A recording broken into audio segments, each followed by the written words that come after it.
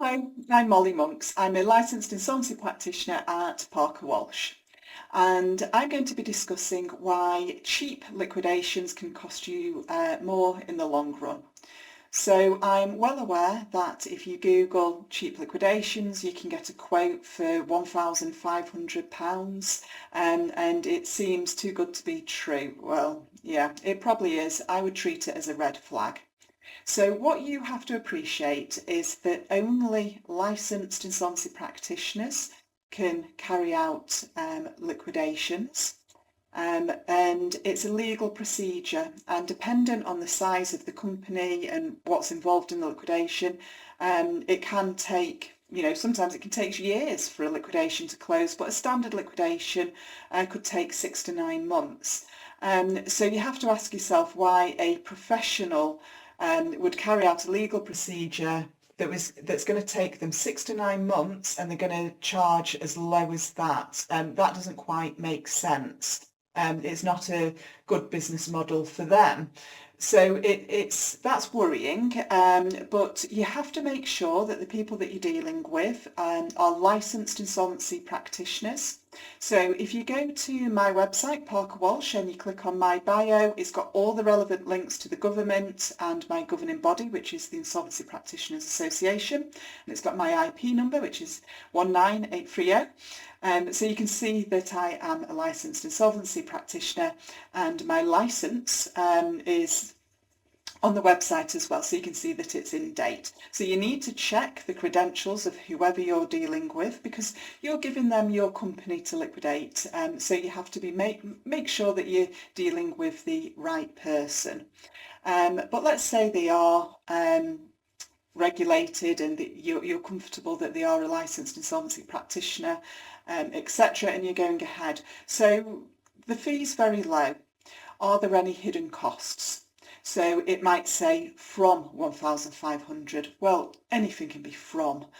You need to make sure that you've got an exact quote, because what might happen is you might think, yeah, I can pay 1,500, great, I've got a bargain here. You go so far down the process, and then before you know it, the costs have gone up. You can't back out. You're tied into the contract that you've made them signed, and you've got your position, your personal position, because you might have personally guaranteed that fee, and it becomes a bit of a nightmare, and you need to know what exactly are you paying. So just be careful of those hidden costs. It might go up as time goes on, but there might be hidden extras as well. So there might be what's known as disbursements or expenses, because every liquidation has to be advertised, so they might charge you for that for placing that advert. So you might get an invoice for the statutory advertising. Every case has to be insured, regardless of whether or not there are assets in it, and they might pass that insurance premium onto you, and you have to cover it. There might be legal costs, that they're very close with, and then they're passing that on to you without you knowing. So you need to look into these things. And so just make sure that if you are tempted to go with them, make sure that you've checked that they are a licensed insolvency practitioner, and that there is a clear understanding of what it is you are paying.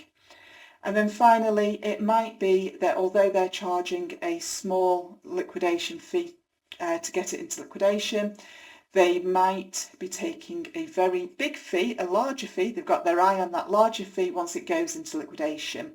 So liquidators' fees are commonly referred to as pre and post liquidation fees. You have your pre one, which is where you help the director get it into liquidation, and then you have your post one, and that's when you're liquidator and you're charging for the work as a liquidator.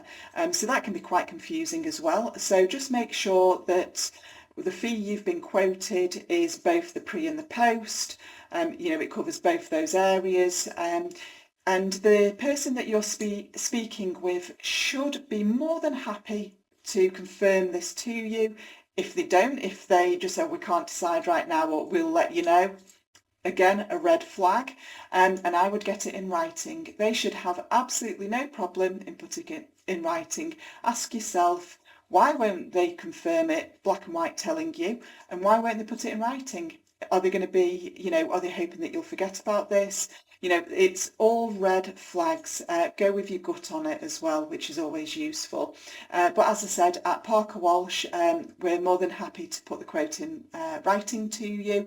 We will go through the scenarios of pre and post if we are charging a post. I must say most of the time we don't. We just charge the pre one. We're more than happy to explain how it all works, and we can go through that as many times as you need, and we're happy to put it in writing. We don't want surprises, and neither do you. I think we always have to have a clear strategy going forward. So just be careful with that. If you want to, you know, maybe you're looking at a quote right now and you've now got second thoughts, come to me, contact me, we'll run through it, we will tell you what we will charge. It won't be 1,500. We will try to give you our lowest quote, and then we will run through it with you, and then we'll give you some tips as to what to say to them and how to deal with them and how to protect yourself, because most of the time you've not been through this before. I appreciate that. So get in touch if you've got any queries. Okay, thank you.